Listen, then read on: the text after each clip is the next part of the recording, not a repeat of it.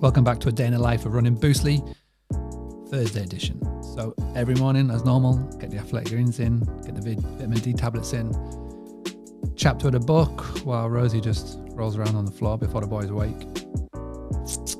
Then we try and do breakfast while the boys get distracted by Rosie, then get them off to school. Quick dream session, get those nootropics in. And then when I got back today, Rosie was helping me work. My little assistant, as you can see, entertained her with YouTube videos while I got the work done. Quick as the delivery, and then grabbed the boys from school with a little cheeky Mackie strip. After getting the kids to sleep, I was testing out something very cool that I've got planned for Nashville, more on that soon. And then podcast interview, which went really well.